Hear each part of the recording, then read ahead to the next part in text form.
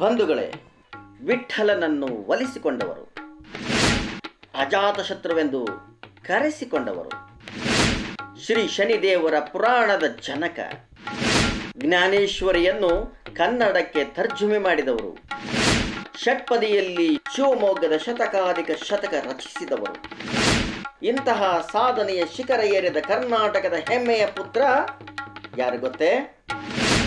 ಅವರೇ ನಮ್ಮ ಬೋಡ್ಕೆ ಮಾಸ್ತರ್.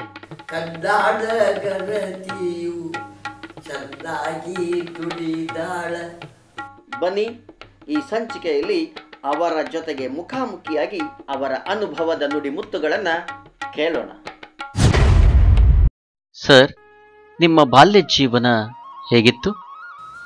ನಮ್ಮ ತಂದೆ ತಾಯಿಗಳು ನಮ್ಮನ್ನು ಚೆನ್ನಾಗಿ ನೋಡ್ಕೊತಿದ್ರು, ಪ್ರೀತಿ ಮಾಡ್ತಿದ್ರು. ನಮ್ಮ ತಂದೆಯವರು ಶಾಲೆ ಕಲಿಸಬೇಕು ಅಂತ ಬಹಳ ಆಶಾನೆ ಮಾಡ್ತಿದ್ರು.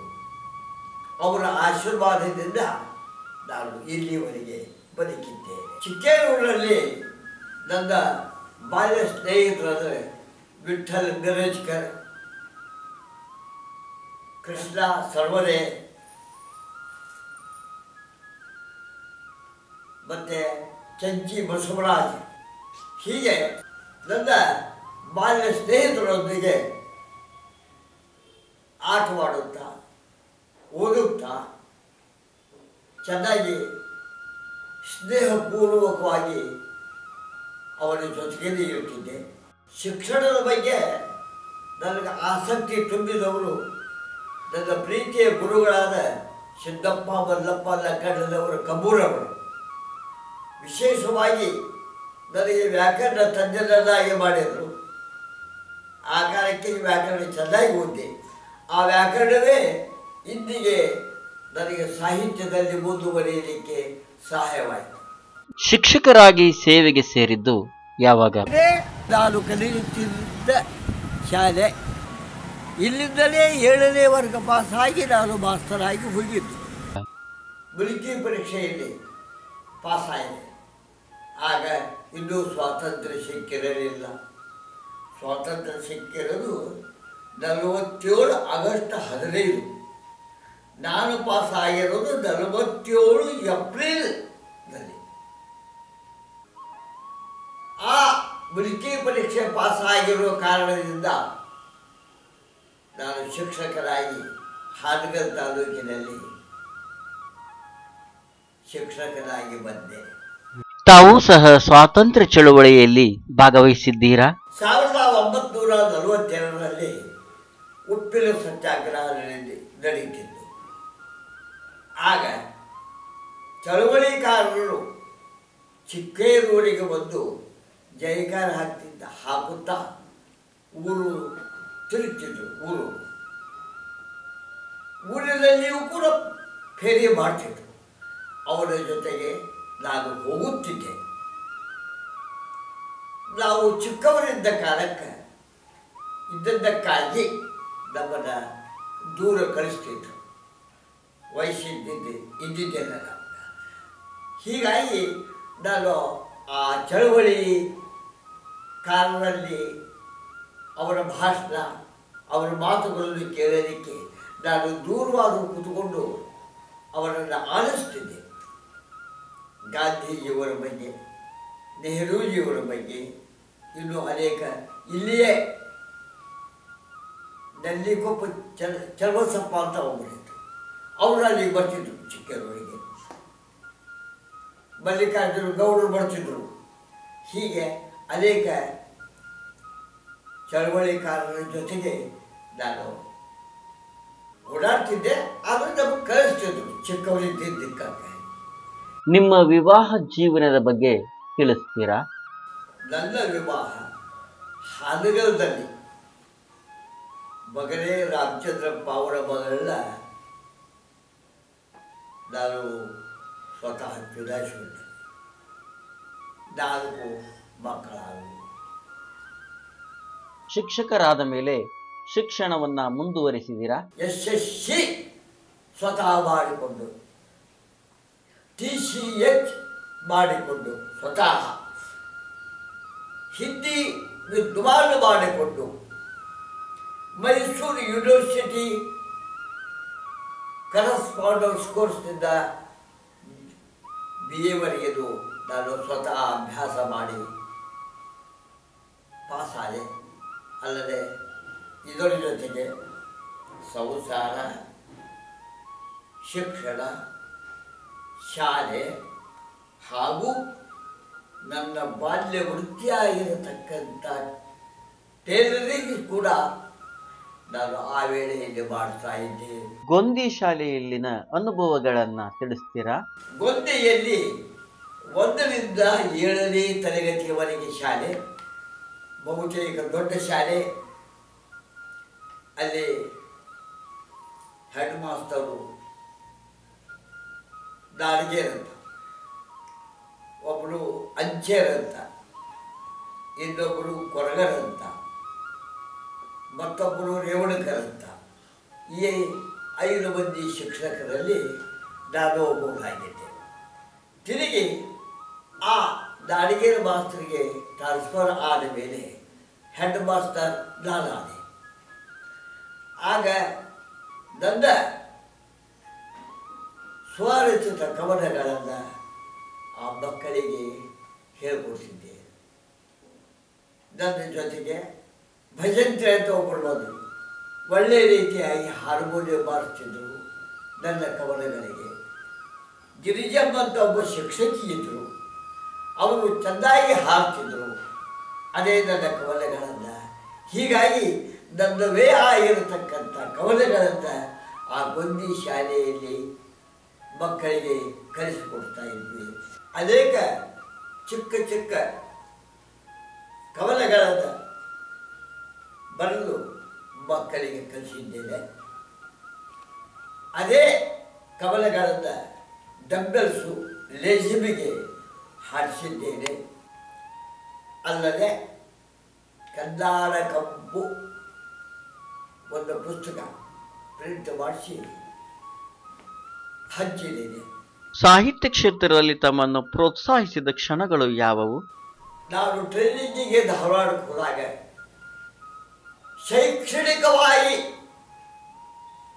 ಬರೆದ ಪದ್ಯಗಳನ್ನು ಜೊತೆಗೆ ಗದ್ಯಗಳನ್ನು ಆ ಧಾರವಾಡದಲ್ಲಿ ಜೀವನ ಶಿಕ್ಷಣ ಅನ್ನತಕ್ಕಂಥ ಶೈಕ್ಷಣಿಕ ಮಾಸಪತ್ರಿಕೆಗಳಲ್ಲಿ ಪ್ರಕಟ ಆಗ್ತಿದ್ದು. ಇದರಿಂದ ಇನ್ನಷ್ಟು ಪ್ರೋತ್ಸಾಹ ನನಗೆ ಸಿಕ್ತು. ಮುಂದೆ ಭಾಮಿನಿ ಷಟ್ಪದಿ ನೋಡಿದಾಗ ನನಗೆ ಏನೋ ಒಂದು ಆನಂದ, ಏನೋ ಒಂದು ಸಂತೋಷ. ಕುಮಾರವ್ಯಾಸ ಮಹಾಭಾರತ, ನಳಚರಿತ್ರೆ, ಹೀಗೆ ಅನೇಕ ಭಾಮಿನಿ ಷಟ್ಪದಿ, ಶರಕುಸುಮ, ಭೋಗ ಭಾಮಿನಿ, ವಾರ್ಧಿಕ ಪರಿವರ್ತಿನಿ, ಈ 6 ಷಟ್ಪದಿಗಳಲ್ಲಿ ಭಾಮಿನಿ ಷಟ್ಪದಿ ನನಗೆ ಬಹಳ ಹಿಡಿಸಿತ್ತು. ಅದರಂತೆ ಮೊದಲಿಗೆ ಭಾಮಿನಿ ಷಟ್ಪದಿಯಲ್ಲಿ ಬರೆದಿರತಕ್ಕಂಥ ಕಾವ್ಯವಂದರೆ ಶನಿದೇವರ ಮಹಾತ್ಮೆ. ತಾವು ರಚಿಸಿರುವ ಗ್ರಂಥಗಳು ಯಾವುವು? ಅದರ ಬಗ್ಗೆ ತಿಳಿಸ್ತೀರಾ? ಭಾಮಿನಿ ಷಟ್ಪದಿಯಲ್ಲಿ ಶನಿದೇವರ ಪುರಾಣವನ್ನು ಬರೆದು ಪ್ರಕಟಿಸಿದ್ದೇನೆ. ಇದರ ಜೊತೆಗೆ ನಾಟಕ, ಶನಿದೇವರ ನಾಟಕ. 10 ಗಂಟೆಗೆ ನಾಟಕ ಪ್ರಾರಂಭಿಸಿದರೆ ಬೆಳಿಗ್ಗೆ 6 ಗಂಟೆಗೆ ಮಗಳಾಗತಕ್ಕಂಥ ಬೃಹತ್ ನಾಟಕ ಬರೆದು ಒಳಗೆ ಬೇಕಾಗಿರತಕ್ಕಂಥ ಕವನಗಳನ್ನು ನಾನೇ ಸ್ವತಃ ಬರೆದು ಅದನ್ನು ಇವತ್ತಿಗೆ ಹಿರೇಕೆರೂರು ತಾಲೂಕು ಹೊಸಳ್ಳಿ ಗ್ರಾಮದವರು ಆಡ್ತಾ ಇದ್ದಾರೆ. ನನ್ನದೇ ಆಗಿರ್ತಕ್ಕಂಥ ನಾಟಕ 110 ಪ್ರಯೋಗದ ಮೇಲೆ ಆಗಿದೆ. ಅದಕ್ಕೆ ಅದಲ್ಲದೆ ಇನ್ನೊಂದು ನಾಟಕ ಬಂದಿದ್ದೇನೆ, ಶಿವಶರಣಿ ಸತ್ಯಕ್ಕ ಅಂತ, ಹಿರೇಜಂಬೂರು ಶಿರಾಗುಪ್ಪದೆ ಹತ್ತಿರ. ಅಲ್ಲಿ ಈ ಶಿವಶರಣಿ ಬಗ್ಗೆ ಬಾಯಿಂದ ಬಾಯಿಗೆ ಬಂದಿರತಕ್ಕಂಥ ವಿಷಯಗಳನ್ನು ಕ್ರೋಢೀಕರಿಸಿ ಇತಿಹಾಸವನ್ನು ತಯಾರು ಮಾಡಿಕೊಂಡು ಅದರಂತೆ ನಾಟಕವನ್ನು ಪಾತ್ರಗಳನ್ನು ವಿಂಗಡಿಸಿ ನಾಟಕ ಬರೆದೆ. ಆ ನಾಟಕದಲ್ಲಿ ಆ ಹಿರೇಜಂಬೂರವರು ನಾಟಕ ಆಡಿದರು, ನನಗೂ ಒಳ್ಳೆ ಸನ್ಮಾನ ಮಾಡಿದರು. ಇನ್ನು ಆ ನಾಟಕವನ್ನು ಪ್ರಾರಂಭ ಮಾಡುವಾಗ ಕಾಲೇಜಲ್ಲಿ ಸ್ವಾಮಿಗಳು ರೇವಣ ಸಿದ್ಧ ಸ್ವಾಮಿಗಳು ಅಂತ ಅವರು ಬಂದು ನನಗೆ ಆ ನಾಟಕವನ್ನು ನೋಡಿ ನನಗೆ ಸನ್ಮಾನ ಮಾಡಿ ಒಳ್ಳೆಯ ರೀತಿಯಾಗಿ ಆಶೀರ್ವಾದ ಮಾಡಿಕೊಂಡು, ಅದಲ್ಲದೆ ಮೂಡಿ ಸುಪ್ರಭಾತ ಬರೆದೆ, ಅವರು ನನಗೆ ಸನ್ಮಾನ ಮಾಡಿದರು. ಮೂಡಿ ಸುಪ್ರಭಾತ, ಭಗವದ್ಗೀತೆ ಜೊತೆಗೆ ಜ್ಞಾನದೇವರು ಬರೆದಿರ್ತಕ್ಕಂಥ ವಿಶ್ಲೇಷಣೆ ಎರಡು ಸೇರಿದಾಗ ಜ್ಞಾನೇಶ್ವರಿ ಆಗ್ತದೆ. ಅದು ಆ ಜ್ಞಾನೇಶ್ವರಿಯನ್ನು ನಾನು ಕನ್ನಡದಲ್ಲಿ ಬರೆದಿದ್ದೇನೆ. ಜ್ಞಾನೇಶ್ವರಿಯಲ್ಲಿ ನಿಮಗೆ ಖುಷಿ ತಂದ ಅಧ್ಯಾಯಗಳು ಯಾವುವು? ಮರಾಠಿಯಿಂದ ಕನ್ನಡಕ್ಕೆ ತರ್ಜುಮೆ ಮಾಡುವಾಗ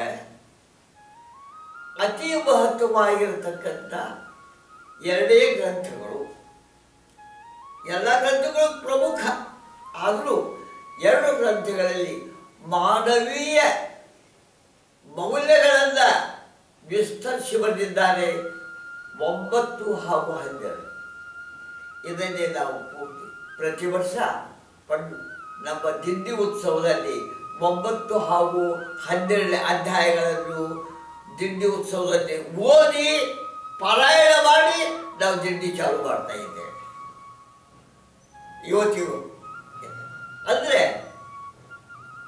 12ನೇ ಅಧ್ಯಾಯದಲ್ಲಿ ಭಕ್ತಿ ಭಾವವನ್ನು ತುಂಬಿದ್ದಾರೆ. ಪ್ರಯಾಣ ಕಾಲಕ್ಕೆ ಯಾವ ರೀತಿಯಾಗಿ ಪ್ರಯಾಣ ಬೆಳೆಸಿದ್ರೆ ಪರಮಾತ್ಮನ ಸನ್ನಿಧಿಯಲ್ಲಿ ಹೋಗ್ತೀವಿ ಅನ್ನತಕ್ಕಂಥ ವಿಚಾರವು ಆ 12ನೇ ಅಧ್ಯಾಯದಲ್ಲಿ ತುಂಬಿದ್ದಾರೆ. ಅದರಿಂದ ಓದಲಿಕ್ಕೆ ಬಹಳ ಸಂತೋಷ ಆಗ್ತದೆ. ಭಕ್ತಿಯಿಂದ ಇರಲಿಕ್ಕೆ 9ನೇ ಅಧ್ಯಾಯ, ಇವೆರಡು ಅಧ್ಯಾಯಗಳು ನಮಗೆ ಬಹಳ ಪ್ರೀತಿ. ನಿಮ್ಮಲ್ಲಿರುವ ಸದಾಚಾರಕ್ಕೆ ಕಾರಣರು ಯಾರು? ಸಂತರು ದಿಂಡಿ ಮಾಡ್ತಾ ಇದ್ರು. ದಿಂಡಿ ಅಂದ್ರೆ ಭಜನೆ ಮಾಡ್ತಾ ಇರುವಾಗ ದಾವಣಗೆರೆ ಕುಪ್ಪಣ್ಣ ಅಂತ, ಕುಂದಗೋಳ ವೆಂಕಣ್ಣ, ಹೀಗೆ ದೊಡ್ಡ ಹಿರಿಯ ಸಂತರು, ಶ್ರೇಷ್ಠ ಸಂತರು. ವಾಣಿಯೂ ಕೂಡ ಅವರಿಗೆ ಚೆನ್ನಾಗಿತ್ತು. ಅವರ ಪ್ರೇರಣೆಯಿಂದ ಚಿಕ್ಕೇರೂರಲ್ಲಿ ಶಿವಲಿಂಗ ಸ್ವಾಮಿ ಸಾನಿ ಮಠ್ ಎನ್ನುವವರು ವೀರಶೈವ ಜಂಗಮರು. ಅಯ್ಯರಾದರೂ ಕೂಡ ಅವರು ಕೊನೆಯವರೆಗೂ ಕೂಡ ಪ್ರತಿ ವರ್ಷ ಪಂಢರಪುರಕ್ಕೆ ಹೋಗುವುದು ತಪ್ಪಲಿಲ್ಲ. ಅವರ ಪ್ರೇರಣೆ, ಆಧ್ಯಾತ್ಮಿಕ ದೃಷ್ಟಿ ನಮ್ಮ ಮೇಲೆ ಬೀರುವಂತಾಯಿತು. ಇವರ ಆಧ್ಯಾತ್ಮಿಕ ದೃಷ್ಟಿ ಶಿವಲಿಂಗ ಸ್ವಾಮಿಗಳದು ಶಿವ ಕಲ್ಲಣ್ಣ ಲಕ್ಕಣ್ಣವರಂತ ಅವರು ನನಗೆ ವ್ಯಾಕರಣ ಕಲಿಸಿದ್ದು, ಹಾಗೂ ಪಂಢರಪುರದಲ್ಲಿ ಶಿವರ್ಕರ್ ಹರಿಭಾವು ಸ್ವಾಮಿ ಲಾಖೆ ಶಿವರ್ಕರ್ ಅನ್ನತಕ್ಕಂಥವರು ಚೈತನ್ಯ ಸದ್ಗುರುಗಳು, ನಮಗೆ ದೀಕ್ಷಾ ಗುರುಗಳು. ಇವೆಲ್ಲರ ಪ್ರೇರಣೆಯಿಂದ ನನ್ನ ಸದಾಚಾರಕ್ಕೆ ಇದ್ದರೆ, ನನ್ನಲ್ಲಿ ಏನಾದರೂ ಸದಾಚಾರ ಇದ್ದರೆ ಈ 3 ಗುರುಗಳಿಂದ ಆಗಿರಬೇಕು. ಮತ್ತು ಸದಾಚಾರ ಇಲ್ಲದೇ ಇದ್ದವುಗಳು ಪರಿಸರದ ಅಯೋಗದಿಂದ ಆಗಿರಬಹುದು. ಸೊರಬ ತಾಲೂಕಿನ 6ನೇ ಕನ್ನಡ ಸಾಹಿತ್ಯ ಸಮ್ಮೇಳನದ ಸರ್ವಾಧ್ಯಕ್ಷರಾಗಿ ಆಯ್ಕೆ ಆದದ್ದು ಹೇಗೆ? ಸೊರಬದಲ್ಲಿ ಪ್ರತಿ ತಿಂಗಳ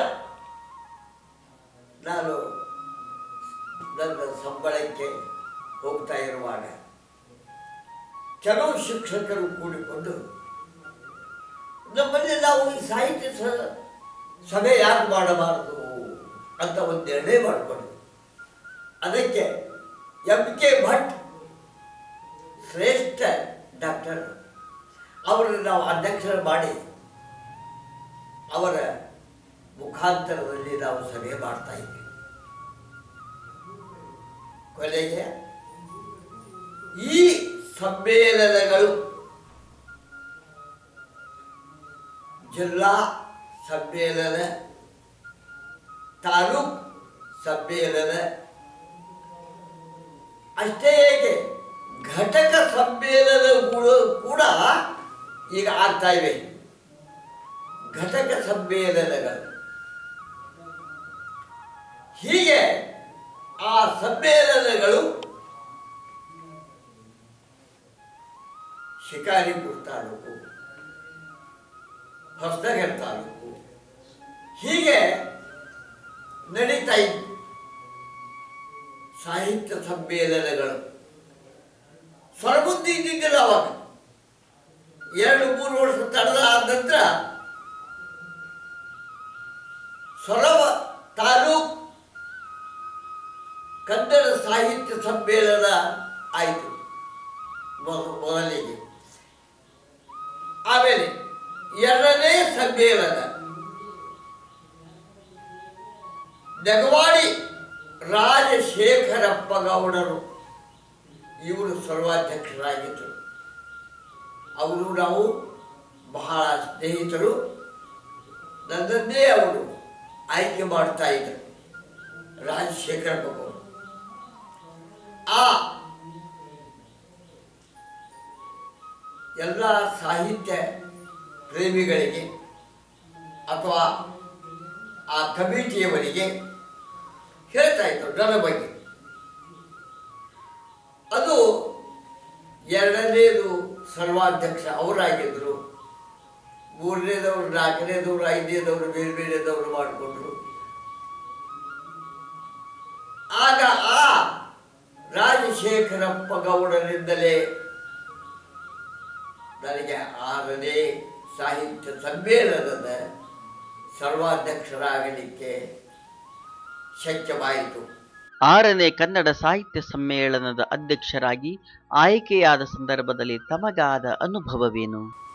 6ನೇ ಸಾಹಿತ್ಯ ಸಮ್ಮೇಳನಕ್ಕೆ ಸರ್ವಾಧ್ಯಕ್ಷರನ್ನಾಗಿ ಮಾಡಿದ್ದೇವೆ ಇಷ್ಟೇ ಕೇಳಿ ನನಗೆ ಯಾವುದೋ ಒಂದು ಲೋಕಕ್ಕೆ ನಾನು ಕಾಣ್ತಾ ಇದ್ದೇನೆ, ಲೋಕದಲ್ಲಿ ಸಂತೋಷವನ್ನು ಕಾಣ್ತಾ ಇದ್ದೇನೆ ಅನ್ನತಕ್ಕಂಥ ಭಾವನೆ ನನ್ನ ಸಾಹಿತ್ಯಕ್ಕೆ ಈಗ ಬೆರಗು ಸಿಕ್ತು, ಬೆಲೆ ಸಿಕ್ತು. ಅದನ್ನು ನೋಡತಕ್ಕಂಥ ಭಾಗ್ಯ ನನ್ನ ತಾಲೂಕಿನವರಿಗೆ ಸಿಕ್ತು. ಹೀಗೆ ಅನೇಕ ಭಾವನೆಗಳು, ಉತ್ತಮ ಭಾವನೆಗಳು ನನ್ನಲ್ಲಿ ಒಡಮೂಡಿತು. ಅದರಂತೆ ಸಾಹಿತ್ಯ ಸಮ್ಮೇಳನ, 6ನೇ ಸಾಹಿತ್ಯ ಸಮ್ಮೇಳನ ನನ್ನ ಭಾಗ್ಯಕ್ಕೆ ಅನುವರ್ತಿಯಲ್ಲಿಯೇ ಆಯಿತು. ಅದು ನನ್ನ ಭಾಗ್ಯ ಅನ್ಕೊಂಡಿದ್ದೆ ನಾನು. ರಥ ವಿಠಲ ದೇವರ ದೇವಸ್ಥಾನದ ಎದುರಿಗೆ ನಿಲ್ಲಿಸಿದ್ರು. ನಾನು ನಡೀತಾನೇ ಹೋದೆ. ರಥದಲ್ಲಿ ಹೋಗಿ ಕರ್ಕೊಂಡು ಹೋಗ್ತಾರೋ ನನಗೇನು ಕಲ್ಪನಾ ಇರಲಿಲ್ಲ. ನಾವು ಹೋಗೋಲ್ಲ, ಹೋಗ್ಬಿಟ್ಟೆ. ಅಲ್ಲಿ ನಮ್ಮ ಸಮಾಜದ ತಾಯಂದಿರು ವಿಠಲ ದೇವಸ್ಥಾನಕ್ಕೆ ಪೂಜೆ ಮಾಡಿ ಮಂಗಳಾರತಿಯಲ್ಲಿ ವಿಠಲನಿಗೆ ಬೆಳಗಿ ಅಕ್ಷತೆ ಹಾಕುವುದರೊಳಗಾಗಿ ನಾನು ವಿಠಲ ದೇವಸ್ಥಾನದ ಒಳಗೆ ಇದ್ದೆ. ನನ್ನನ್ನು ಕೂಡಿಸಿ ತಲೆ ಮೇಲೆ ಅಕ್ಷತೆ ಹಾಕಿ ಅದೇ ನನ್ನ ತಾಯಂದಿರು ನನಗೆ ಮಂಗಳಾರತಿ ಮಾಡಿ ಆ ಮಂಗಳಾರತಿಯ ಜೊತೆಗೆ ನನ್ನನ್ನು ಕರೆದುಕೊಂಡು ಬಂದು ಆ ರಥವನ್ನು ಹಚ್ಚಿರ್ತಕ್ಕಂಥ ಆ ಭಾಗ್ಯ ಅವರಿಗೆ ನಾನು ಕೃತಜ್ಞತೆ ಸಲ್ಲಿಸ್ತೇನೆ. ಈ ಸೊರಬ ತಾಲೂಕಿಗೆ ತಮ್ಮ ಕೊಡುಗೆ ಏನು? ಇಷ್ಟೊಂದು ಗೌರವವಾಗಿ ನನ್ನನ್ನು ಕಾಣ್ತಾ ಇದ್ದಾರೆ ಈ ತಾಲೂಕಿನವರು. ಈ ತಾಲೂಕಿಗೆ ನನ್ನದೇನಾದರೂ ಒಂದು ಕೊಡುಗೆಯನ್ನು ಕೊಡಬೇಕು ಅನ್ನತಕ್ಕಂಥ ಉದ್ದೇಶದಿಂದ ಅದೇ ಭಾಮಿನಿ ಷಟ್ಪದಿಯಲ್ಲಿ ಶಿವಮೊಗ್ಗದ ದ್ವಿಶತಕ ಎಂಬ ಭಾಮಿನಿ ಷಟ್ಪದಿಯ ಗ್ರಂಥವನ್ನು ಬರೀತಾ ಇದ್ದೇನೆ. ಅದು ಆಗಲೇ 200 ಮೇಲೆ ಹೋಗಿಬಿಟ್ಟಿದ್ದಾವೆ, ಇನ್ನು ಮುಗಿಯೋ ಹಂತದಲ್ಲಿ ಇದೆ. ಇದು ನಾನು ಕೊಡತಕ್ಕಂಥ ಸೊರಬ ತಾಲೂಕಿಗೆ, ಶಿವಮೊಗ್ಗ ಜಿಲ್ಲೆಗೆ ಕಿರು ಕಾಣಿಕೆ, ಅಳಲಿ ಸೇವೆ. ತಾವು ಬರೆದ ಒಂದು ಕವನ ನಮ್ಮ ಕೇಳುಗರಿಗಾಗಿ ಹೇಳ್ತೀರಾ? ಹಿರಿಯವರ ಕವಿಗಳನ್ನು ವಿಲಯದಿ ಸ್ಮರಿಸಿ ತಮ್ಮಯ ಪರಮ ಪವಿತ್ರ ಒಳ ನುಡಿಗಳ ಜಲವನ್ನುಣ್ಣುತ್ತಿರುವೆ ನುಡಿಯಾಗಿ ಸರಸದಿದ್ದಿ ಕೃತಿಯ ಬಳಸಲು ಹರ್ಷಜವಾಗ್ಧನವ ಬಳಸುತ್ತಲಿರುವ ಪೌರುಷವೆಂದದಾಗದು ತಮ್ಮದೆಂದೆಂದು.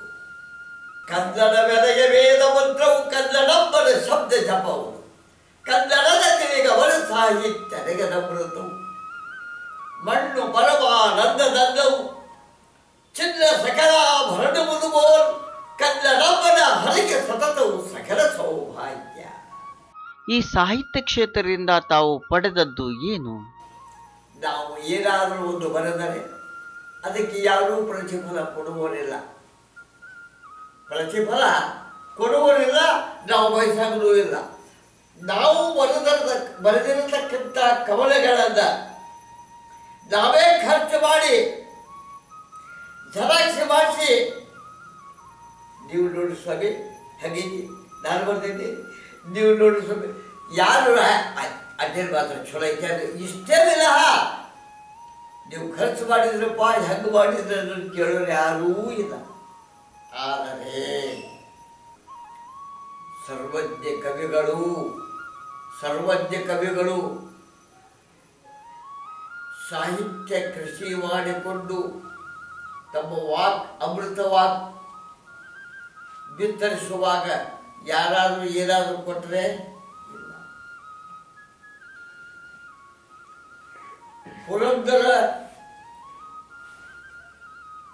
ದಾಸರಿಗೆ ಯಾರಾದರೂ ಕೊಟ್ಟರೆ ಇಲ್ಲ, ಕನಕದಾಸರಿಗೆ ಯಾರಾದರೂ ಕೊಟ್ಟರೆ ಎಂತ ಮಾತಾಡ್ಯಾರೆ ಕನಕ. ನೀ ಮಾಯೆಯೊಳಗ ನಿಂದಳು ಮಾಯವೋ ಕೃಷ್ಣ, ನೀ ದೇಹದೊಳಗೋ ನಿಂದಳು ದೇಹವೋ ಕೃಷ್ಣ. ಈ ಮಾತು ಕನಕದಾಸರು ಹೇಳುವಾಗ ಯಾರೂ ಅಂದುಕೊಂಡಿಲ್ಲ. ಆದರೆ ಅವರು ಕೊಟ್ಟಿರತಕ್ಕಂಥ ಈ ವಾಕ್ ಅಮೃತವನ್ನ ಇವತ್ತಿನವರೆಗೂ ಕೆಲವು ಸಾಹಿತ್ಯಗಳು ಅದರ ಮೇಲೆ ವಿಶ್ಲೇಷಣೆ ಬರುವುದು. PhD ತಗೊಂಡವರು ಬಹಳ ಬಂದಿದ್ದಾರೆ. ಆದರೆ ಅದರಂತೆ ನನ್ನದೊಂದು ಕವನ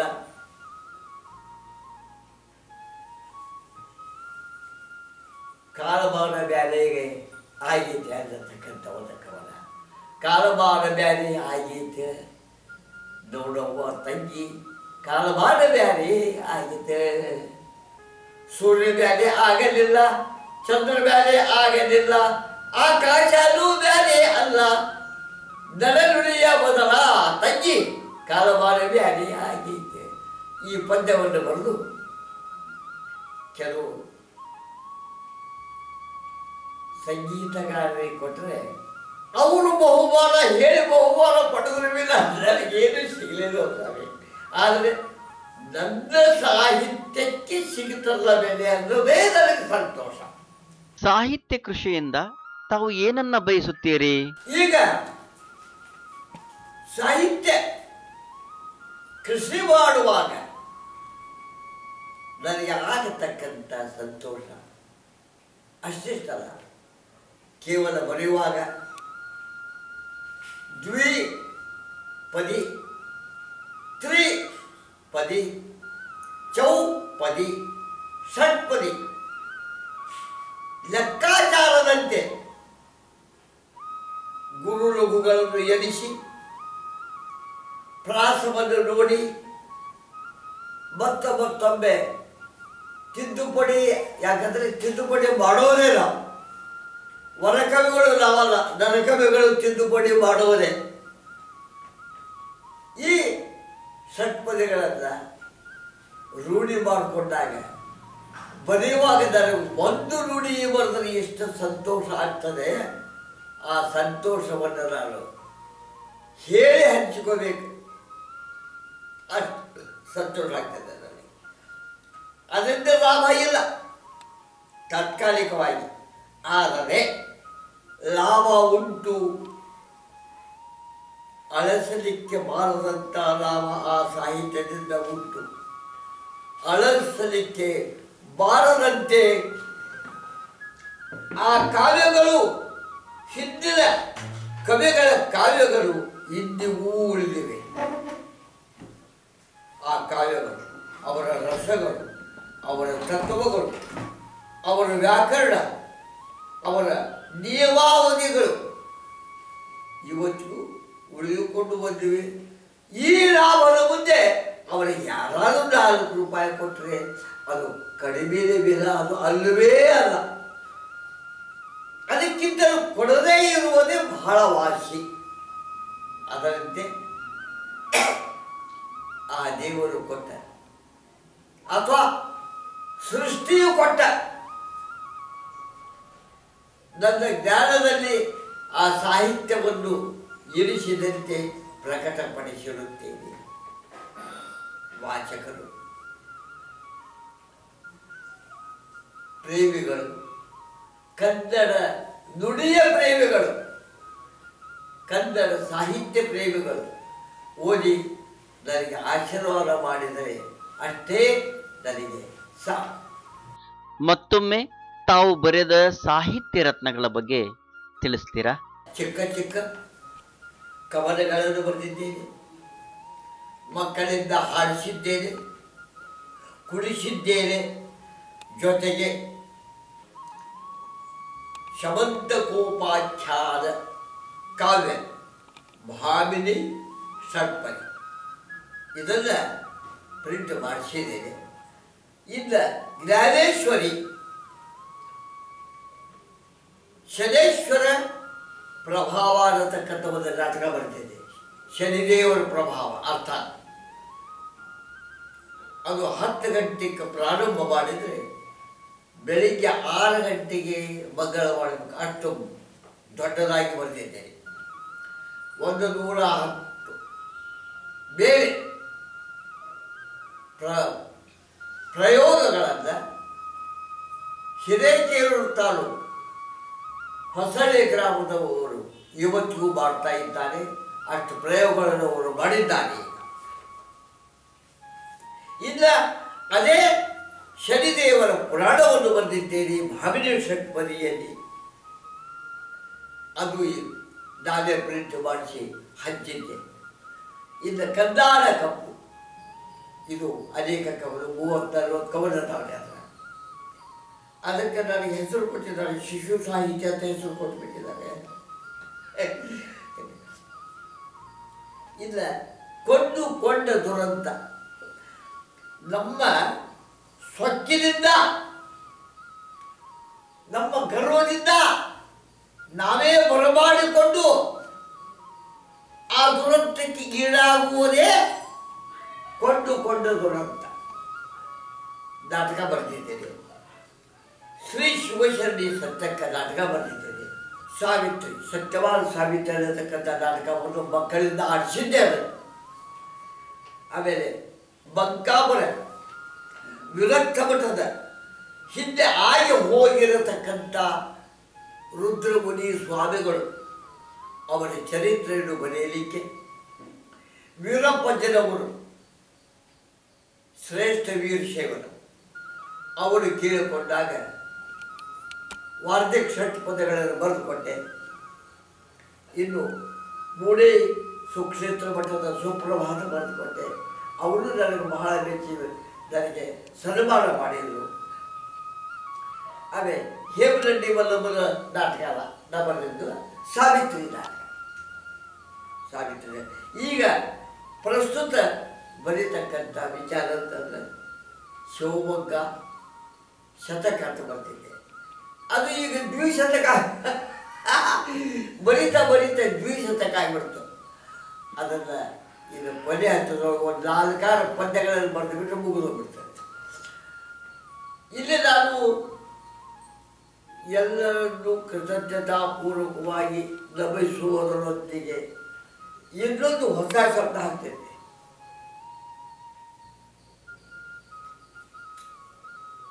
ಅಜಾತ ಶತ್ರು ಅಂತ ನನಗೆ ಉದ್ದವ್ ಕರೀತಾನೆ. ಅಜಾತ ಅಂದ್ರೆ ಏನು? ಜಾತ ಅಂದ್ರೆ ಹುಟ್ಟಿದವರು ಭೂಮಿ ಮೇಲೆ, ಅಜಾತ ಅಂದ್ರೆ ಇನ್ನೂ ಹೊಟ್ಟ ಇದ್ದವರು. ಅದಕ್ಕೆ ನನ್ನ ಕೃತಜ್ಞತೆಗಳನ್ನು ಜಾತ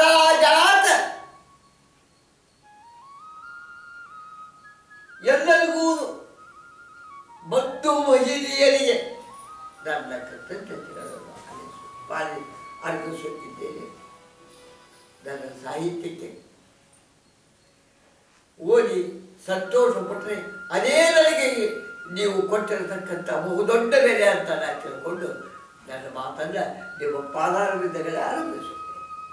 ನಮ್ಮ ನೋಡುಗರಿಗೆ ತಾವು ಏನು ಹೇಳ ಬಯಸುತ್ತೀರಿ? ಹೇ ನನ್ನ ಕನ್ನಡದ ಬಂಧುಗಳೇ, ನಾನು ಹೇಳಿರ್ತಕ್ಕಂಥ ಈ ಅಳಲಿ ಸೇವೆಯ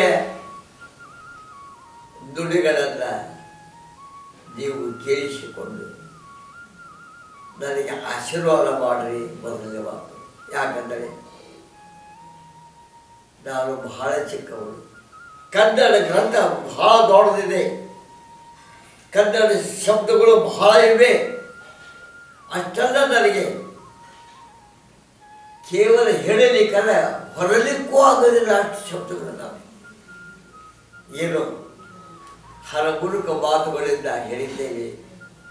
ನೀವು ಆಶೀರ್ವಾದದೊಂದಿಗೆ ನನ್ನ ನುಡಿಗಳನ್ನು ದೇವರಾಗಲಿ ನುಡಿ ಅಂತ ತಿಳಿದು ಸ್ವೀಕಾರ ಮಾಡಬೇಕು ಅಂತ ನಿಮ್ಮೆಲ್ಲರಿಗೂ ವಂದಿಸುತ್ತಾ ನಾನು ಕೇಳಿಕೊಳ್ಳು. ಶ್ರೀಯುತ ಸನ್ಮಾನ್ಯರಾದ ನಾರಾಯಣಪ್ಪ ವೆಂಕಪ್ಪ ಬೋಡಿಕೆ ಇವರು ಸುಮಾರು ಆನೋಟಿಗೆ ಬಂದು 30ರಿಂದ 45 ವರ್ಷಗಳಾದವು. ಇವರು ಈ ಆನೋಟಿಯಲ್ಲಿ ಬಂದಾಗ ಭಾಳ ಬಡತನದಲ್ಲಿ ಬಡ ಕುಟುಂಬವನ್ನು ಮಕ್ಕಳನ್ನೆಲ್ಲ ಸಲಹಿ ವಿದ್ಯಾಭ್ಯಾಸವನ್ನು ಮಕ್ಕಳಿಗೆಲ್ಲ ಕಲಿಸಿ ಆನೋಟಿಯಲ್ಲಿ ಭಾಳ ಉತ್ತಮವಾಗಿರ್ತಕ್ಕಂಥ ಉಪಾಧ್ಯಾಯರನ್ನು ಒಂದು ಬಿರುದನ್ನು ಪಡೆದರು. ಮತ್ತು ಈ ಆನೋಟಿಯಲ್ಲಿ ಅವರಿಗೆ ಎಲ್ಲ ಜಾತಿಯವರು ಅವರಿಗೆ ಭಾಳ ಗೌರವವನ್ನು ಕೊಡ್ತಾ ಇದ್ದಾರೆ. ಮತ್ತು ಅವರ ನಯ ನುಡಿ ಮತ್ತು ಅವರ ಒಂದು ಸಂಸ್ಕೃತಿ ಅದು ಈಗಿನ ವಿದ್ಯಾರ್ಥಿಗಳಿಗೆ ಮಾರ್ಗದರ್ಶನವಾಗಿದೆ. ಇವರು ಅನೇಕ ವಚನಗಳು ಸಂಸ್ಕೃತದಲ್ಲಿ ಸಮಂತಕ ಮಣಿಯನ್ನು ಒಂದು ವ್ಯಾಖ್ಯಾನವನ್ನು ಬರೆದಿದ್ದಾರೆ. ಮತ್ತು ಜ್ಞಾನೇಶ್ವರ ಗ್ರಂಥವನ್ನು ಮರಾಠಿಯಲ್ಲಿದ್ದಿರ್ತಕ್ಕಂಥ ಕನ್ನಡದಲ್ಲಿ ತರ್ಜಮೆ ಮಾಡಿ ಜನರಿಗೆ ತಿಳಿಯುವಂತೆ ಒಂದು ಆದರ್ಶವನ್ನು ನೀಡಿದ್ದಾರೆ. ನಾರಾಯಣ ವೆಂಕಪ್ಪ ಬೋಡ್ಕೆರವರು ಸಕಲ ಜನಾಂಗಕ್ಕೂ ಬೇಕಾದವರು. ಅದಕ್ಕೆಂದೇ ಅವರನ್ನು ಅಜಾತ ಶತ್ರು ಎಂದು ಜನ ಕರೆಯುತ್ತಾರೆ. ಅವರು ಎಲ್ಲ ಜನಾಂಗಕ್ಕೂ ಬೇಕಾದ ವ್ಯಕ್ತಿಯಾಗಿ ಅವರು ಆನೋಟಿಯಲ್ಲಿ ಹೊರಟ್ರೆ ಎಲ್ಲರೂ ಅವ್ರನ್ನ ಹಾಕ್ಕೊತಾ ಇದ್ದಾರೆ. ಆಮೇಲೆ ಕನ್ನಡದ ಅವರು ಸೊರಬ ತಾಲೂಕು ಕನ್ನಡ ಸಾಹಿತ್ಯ ಸಮ್ಮೇಳನದ ಅಧ್ಯಕ್ಷರಾಗಿಯೂ ಒಳ್ಳೆಯ ಹೆಸರು ತಗೊಂಡು ಈ ದಿವಸ ಎಲ್ಲರೂ ಮೆಚ್ಚುಗೆ ಪಾತ್ರರಾಗಿದ್ದಾರೆ. ಬಂಧುಗಳಿಗೆ ಹಾಗೂ ಪ್ರಿಯರಿಗೆ ಇವರನ್ನು ಕಂಡರೆ ಆ ವಿಠ್ಠಲನನ್ನು ಕಂಡಷ್ಟೇ ಪ್ರೀತಿಸುತ್ತಾರೆ. ಹೊರಗಿನ ಜನಗಳು ಅವರ ದರ್ಶನ ಮಾಡಬೇಕು ಅಂತ ಸುಮಾರು ಕಡೆಯಿಂದ ಜನಗಳು ಬರ್ತಾರೆ. ಅವ್ರ ಮಾಸ್ಟರ್ ದರ್ಶನ ತಗೊಳ್ತಾರೆ. ಎಲ್ಲರಿಗೂ ಅದರಿಂದ ಒಳ್ಳೆಯದಾಗಿದೆ. ಸಮಾಜದ ಸಕಲ ಕಾರ್ಯಗಳಿಗೆ ಇವರು ಬೇಕೇ ಬೇಕು. ಇವರು ಇಲ್ಲ ಎಂದರೆ ಅದೇನೋ ಕೊರತೆ ಆ ಕಾರ್ಯಕ್ರಮದಲ್ಲಿ ಎದ್ದು ಕಾಣುತ್ತದೆ. ಪ್ರತಿಯೊಂದು ಕೆಲಸ ಕಾರ್ಯಗಳಲ್ಲೂ ತಮ್ಮ ಸಲಹೆ ಸಹಕಾರ, ಏನೇ ಕಾರ್ಯಕ್ರಮ ನಡೆದರೂ ಅವ್ರ ಮುಖಾಂತರ ನಾವು ನಡೆಸ್ತಾ ಇದ್ದೇವೆ. ಪ್ರತಿಯೊಂದು ಧಾರ್ಮಿಕ ಕಾರ್ಯಕ್ರಮಗಳಿರ್ಬೋದು, ಎಲ್ಲದಕ್ಕೂ ಅವರು ನಮಗೆ ಮಾರ್ಗದರ್ಶನ. ಇವತ್ತು ಅವರು ಈ ಮಟ್ಟಕ್ಕೆ ಬೆಳೆದಾರೆ ಅಂದರೆ ನಮ್ಮ ಇಡೀ ಊರೇ, ನಾವು ಬರೀ ಸಮಾಜದವರಲ್ಲ, ಇಡೀ ನಮ್ಮ ಆನವಟ್ಟಿ ಗ್ರಾಮ ಎಲ್ಲ ಪ್ರಸಿದ್ಧಿಯಾಗಿದೆ. ಯಾರಿಗೆ ಏನು ಕೇಳಿದ್ರು ಬೋಡ್ಕೆ ಮೇಷ್ಟ್ರು ಎಲ್ಲಿಯವರು ಆನವಟ್ಟಿಯವರು ಅಂತಾರೆ ಹೊರತು ಅವ್ರಿಗೆ ಅವ್ರ ಊರು ಅಂತ ಹೇಳೋದಲ್ಲ. ಈಗ ಇಂಥ ಒಬ್ಬ ಹಿರಿಯ ವ್ಯಕ್ತಿಗಳನ್ನು ನಾವು ಪಡೆದಿದ್ದು ನಮ್ಮ ಹೆಮ್ಮೆ ವಿಷಯ ಅಂತ ಹೇಳ್ತಾ ಇದ್ದೇನೆ. ಸಮಾಜದ ಕೆಲಸನ ಸಾಕಷ್ಟು ಮಾಡ್ಕೊಂತ, ಆಮೇಲೆ ದಿಂಡಿ ಉತ್ಸವದಲ್ಲಿ ಸಾಕಷ್ಟು ಕೆಲಸ ಅಭಂಗಗಳು ಹೇಳ್ಕೊಂತ ಕೆಲಸ ಮಾಡಿದ್ದಾರೆ. ಇವರು ಅಭಂಗ ಪುರಾಣ ಪುಣ್ಯಕಥೆಗಳನ್ನು ಹೇಳ್ತಾ ಇವರು ಗುರುಗಳಲ್ಲಿ ಗುರುಗಳಾದರು. ಸಮಾಜನ ಇವರೇ ಮುನ್ನಡೆಸಿದರು. ಇವರು ಸಮಾಜದ ಮೂಲ ಕಾರಣಕರ್ತರು ಅವರು. ಇವರು ಬರೆದ ಗ್ರಂಥಗಳನ್ನು ಹಬ್ಬ ಹರಿದಿನಗಳಲ್ಲಿ ಪಾರಾಯಣ ಮಾಡುತ್ತಾರೆಂದರೆ ಇವರ ಮಾತಿನಲ್ಲಿ ಅದೆಂತಹ ವೇದಶಕ್ತಿ ಇರಬಹುದು ಅಲ್ಲವೇ? ನಮ್ಮ ಗುರುವಿನ ಸ್ಥಾನದಲ್ಲಿದ್ದಾರೆ. ಅವರ ಹೆಸರು ನಾರಾಯಣ. ಅವರು ವಿಷ್ಣು ಸ್ಥಾನದಲ್ಲಿದ್ದಾರನೋ ಅಂತಲೂ ನಮ್ಮ ಅಭಿಪ್ರಾಯ. ಸಾಹಿತ್ಯ ಸೇವೆಯಲ್ಲಿ ಅವರು ಬಹಳಷ್ಟು ಸಾಹಿತ್ಯಿಕ ಗ್ರಂಥಗಳನ್ನು ಬರೆದಿದ್ದಾರೆ. ಅದರಲ್ಲಿ ಮುಖ್ಯವಾದಂದರೆ ಶಮಂತಕೋಪಾಖ್ಯಾನ ಅನ್ನುವಂಥ ಒಂದು ಷಟ್ಪದಿಯನ್ನು ಬರೆದಿದ್ದಾರೆ, ಭಾಮಿನಿ ಷಟ್ಪದಿಯನ್ನು. ಷಟ್ಪದಿಗಳು ಅಂದರೆ ಏನು ಅನ್ನೋದೇ ಗೊತ್ತಿಲ್ಲ ಈಗಿನ ಜನರಿಗೆ. ಷಟ್ಪದಿಗಳನ್ನು ಬರೆಯೋದು ಹೆಂಗೆ ಅನ್ನೋದೇ ಗೊತ್ತಿಲ್ಲ. ಅಂಥದ್ರಲ್ಲಿ ಈ ಒಂದು ಕಲಿಯುಗದಲ್ಲಿ ಇಂಥ ಷಟ್ಪದಿಯನ್ನು ಸಾಹಿತ್ಯವನ್ನು ಮೈಗೂಡಿಸಿಕೊಂಡಿರುವಂತಹ ಸಾಹಿತ್ಯ ನಮ್ಮ ಮುಂದೆ ಇರೋದು ನಮ್ಮ ಭಾಗ್ಯ. ಅವರು ಶಮಂತಕೋಪಾಖ್ಯಾನ ಒಂದು ಷಟ್ಪದಿ ಆಗಿರುವಂಥ ಒಂದು ಗ್ರಂಥವನ್ನು ಬರೆದು ನಮಗೆಲ್ಲರಿಗೂ ಹಂಚಿದ್ದಾರೆ. ಅದನ್ನು ನಾವು ಗಣಪತಿ ಉತ್ಸವದಲ್ಲಿ ಪ್ರತಿಯೊಬ್ಬರ ಮನೆಯಲ್ಲೂ ನಾವು ಅದನ್ನು ಓದ್ತೇವೆ. ನನಗೆ ಒಂದು ಸ್ವಲ್ಪ ಆಟದ ಬಗ್ಗೆ ಆಸಕ್ತಿ ಜಾಸ್ತಿ. ನಾನು ಆಟ ಶಟ್ಲ್ ಬ್ಯಾಡ್ಮಿಂಟನ್ ಆಡಿಸಿದೆ, ಚೆಸ್ ಆಟ ಆಡಿಸಿದೆ. ಆ ಸಂದರ್ಭದೊಳಗೆ ಪ್ರಾರ್ಥನಾ ಗೀತೆ ಅಂತ ನನಗೊಂದು ಬೇಕಾಗಿತ್ತು. ಇವರು ಆಶುಕವಿಗಳು ಅಂತ ಅನ್ನೋ ಒಂದು ಇದು ನನಗೆ ಸಂಪರ್ಕ ಇದ್ದದ್ರಿಂದ ಅವರಿಗೆ ಒಂದೆರಡು ಕಾವ್ಯ ಬರ್ಕೊಡಿ, ನನಗೆ ಪ್ರಾರ್ಥನೆ ಗೀತೆಗಳನ್ನು ಬರ್ಕೊಡಿ ಅಂತ ನಾನು ಕೇಳಿದೆ. ಕೇಳಿದಾಗ ಅವರು 2 ದಿವಸದಲ್ಲೇ ನನಗೆ ಕನ್ನಡಕಾರಿಣಿ ಶುಭೋತ್ಸವ ಅಂತ ಅನ್ನೋದೊಂದು ನವಂಬರ್ 1ಕ್ಕೆ ನಾವು ಕಾರ್ಯಕ್ರಮ ಮಾಡಬೇಕಿತ್ತು. ಆ ಟೈಮಲ್ಲಿ ಕನ್ನಡಕಾರಿಣಿ ಶುಭೋತ್ಸವ ಅಂತ ಅನ್ನೋ ಒಂದು ಕಾವ್ಯನ ಮಾಡಿಕೊಟ್ರು. ಅದು ಬರ್ಕೊಟ್ಟಿದ್ದಲ್ದೇ ಅದನ್ನು ನಮ್ಮ ಕಾರ್ಯಕ್ರಮಕ್ಕೂ ಬಂದು ಅದನ್ನು ವಾಚನ ಮಾಡಿ ಎಲ್ಲರಿಂದನೂ ಅಭಿಮಾನ ಗಳಿಸ್ಕೊಂಡಿದ್ದೇನೆ. ಜೊತೆಗೆ ಇದೇ ರೀತಿ ನಾನು ಶಿವರಾತ್ರಿಗೊಂದು ಕಾರ್ಯಕ್ರಮ ಮಾಡ್ತಾಯಿದ್ದೆ. ಆ ಸಂದರ್ಭದಲ್ಲೂ ಅವರಿಗೆ ನನಗೆ ಕಾವ್ಯ ರಚನೆ ಮಾಡಿಕೊಡಿ ಅಂತ ಕೇಳಿದಾಗ ಅವರು ಶಿವಸ್ತುತಿ ಅಂತ ಹೇಳಿ ಒಂದು ಕಾವ್ಯನ ರಚನೆ ಮಾಡಿಕೊಟ್ಟು ಅದನ್ನು ಬಂದು ನನಗೆ ಸಹಕಾರ ಕೊಟ್ಟಿದ್ದಾರೆ. ನನ್ನ ಕ್ಷೇತ್ರದಲ್ಲೂ ಅವರು ಜೊತೆಗೆ ಬಂದು ನನಗೆ ಸಹಕಾರ ಕೊಟ್ಟಿದ್ದಾರೆ. ಅವರನ್ನು ನಾನು ಮರೆಯುವಂಥ ಇದು ಇಲ್ಲ. ನಮ್ಮ ಭಾಗದವರೊಬ್ಬರು ಸಮ್ಮೇಳನ ಅಧ್ಯಕ್ಷರಾಗಿ ಆಯ್ಕೆಯಾಗಿದ್ದಾರೆ ಅಂದರೆ ನಮಗೆಲ್ಲರಿಗೂ ಹೆಮ್ಮೆಯ ವಿಷಯವಾಗಿತ್ತು. ಅವರು ಸರಳ ಜೀವಿ. ಯಾವಾಗಲೂ ಅವರಲ್ಲಿ ಹೇಗಿತ್ತು ಅಂದರೆ ಒಂದು ರೀತಿ ನಾವು ನೋಡಿದ್ರೆ ಅವರಿಂದ ಕಲಿಯುವಂಥದ್ದು ಬಹಳ ಇದೆ. ಅಂದರೆ ಸಣ್ಣ ವ್ಯಕ್ತಿ ಆಗಲಿ ದೊಡ್ಡವರಾಗಲಿ ಯಾರಿಗೇ ಆಗಲಿ ಅವರು ನೀಡುವಂತಹ ಗೌರವ, ಅವ್ರು ನೀಡುವಂಥ ಸಣ್ಣ ಮಕ್ಕಳನ್ನು ಮಾತಾಡಿಸುವಾಗ ಕೂಡ ಅವರು ಅಷ್ಟೇ ಗೌರವಯುತವಾಗಿ ಮಾತಾಡಿಸ್ತಾರೆ ಎಲ್ಲರನ್ನೂ ಸಹ. ಅಂತಹ ವ್ಯಕ್ತಿತ್ವ ನಾನು ಕಂಡಿದ್ದು ಬಹಳ ವಿರಳ. ಬೋಡ್ಕೆ ಅವರು ಸರಳ ವ್ಯಕ್ತಿ, ಸಾಹಿತ್ಯ ಕ್ಷೇತ್ರದಲ್ಲಿ ಸಾಧನೆ ಮಾಡಿದ್ದಾರೆ. ಮತ್ತು ಶಿಕ್ಷಕ ವೃತ್ತಿಯಿಂದಲೂ ಮತ್ತು ಎಲ್ಲ ಕೆಲವು ಕಾವ್ಯಗಳನ್ನೆಲ್ಲ ರಚಿಸಿ ಇದು ಜನಸಾಮಾನ್ಯರಿಗೆ ತಲುಪಂಗೆ ಮಾಡಿದ್ದಾರೆ. ಆನವಟ್ಟಿಯ ವಿಠ್ಠಲ ರಖುಮಾಯಿ ದೇವಸ್ಥಾನದ ನಿರ್ಮಾಣ ಹಾಗೂ ಸಮಾಜ ಸೇವೆಯಲ್ಲಿ ನಾರಾಯಣ ವೆಂಕಪ್ಪ ಬೋಡ್ಕೆ ಮಾಸ್ತರರ ಸೇವೆ ಅಪಾರ. ಬೋಡ್ಕೆ ಮಾಸ್ತರ್ ಇವತ್ತು ನಮ್ಮ ದೇವಸ್ಥಾನ ಪ್ರಾರಂಭ ಆದಾಗಿಂದ ಹಿಡಿದು ನಮಗೆಲ್ಲರಿಗೂ ಮಾರ್ಗದರ್ಶಕರಾಗಿ ಒಳ್ಳೆಯ ಸೇವೆಯನ್ನು ಕೊಡ್ತಾಯಿದ್ದಾರೆ. ಇವತ್ತು ಅವರಿಗೆ 86-87 ವರ್ಷ ಆದರೂ ಸಹ ಕ್ರಿಯಾಶೀಲವಾಗಿ ನಮ್ಮ ದೇವಸ್ಥಾನದ ಎಲ್ಲ ಕಾರ್ಯಕ್ರಮಗಳಿಗೂ ಭಾಗಿಯಾಗಿ ನಡೆಸ್ಕೊಡ್ತಾನೆ ಇದೆ. ನಾವು 37-38 ದಿಂಡಿ ಉತ್ಸವನ ನಾವು ಮಾಡ್ತಾ ಬರ್ತಾಯಿದ್ದೇವೆ. ಅದಕ್ಕೆಲ್ಲ ಅವರ ರೂವಾರಿಯಲ್ಲೇ, ಅವರ ನೇತೃತ್ವದಲ್ಲೇ, ಅವರ ಮಾರ್ಗದರ್ಶನದಲ್ಲೇ ನಾವು ಮಾಡ್ತಾ ಬರ್ತಾಯಿದ್ದೇವೆ. ಆಮೇಲೆ 52 ವರ್ಷ ಆಯಿತು. 52 ವರ್ಷದಿಂದ ನಾವು ಪಂಢರಪುರದ ವಾರ್ಕರಿ ಸಂಪ್ರದಾಯದಲ್ಲಿ ಮುಂದುವರಿತಾ ವಿಠ್ಠಲನ ದರ್ಶನ ಮಾಡ್ತಾ ವಿಠ್ಠಲನ ಪರಮ ಭಕ್ತರಾಗಿದ್ದಾರೆ. ಇಷ್ಟು ಹೇಳೋದ್ರ ಜೊತೆಗೆ ಅವರು ನಮ್ಮೊಟ್ಟಿಗೆ ಇದ್ದಾರಲ್ಲ ಅನ್ನೋದೇ ನಮಗೊಂದು ದೊಡ್ಡ ಹೆಮ್ಮೆ ಅನ್ನೋ ಮಾತನ್ನು ನಿಮಗೆ ವಿಷಯ ತಿಳಿಸ್ತಾರೆ. ಇಂತಹ ಅಜಾತಶತ್ರು ಶಿಕ್ಷಕ ಹಾಗೂ ಸಾಹಿತಿಗಳನ್ನು ಪಡೆದ ಕನ್ನಡಿಗರೇ ಧನ್ಯರು. ಬಂಧುಗಳೇ, ಈ ಮಾಹಿತಿ ತಮಗೆ ಇಷ್ಟವಾಗಿದೆ ಎಂದು ಭಾವಿಸುತ್ತೇನೆ. ಇಂತಹುದೇ ಕಾರ್ಯಕ್ರಮಗಳಿಗಾಗಿ ನಮ್ಮ ಮಯ ಚಾನಲನ್ನು ಸಬ್ಸ್ಕ್ರೈಬ್ ಮಾಡಿ, ಲೈಕ್ ಮಾಡಿ ಹಾಗೂ ವಿಡಿಯೋವನ್ನು ಶೇರ್ ಮಾಡಿ ಎಂದು ಕೇಳಿಕೊಳ್ಳುತ್ತೇವೆ. ಧನ್ಯವಾದಗಳು.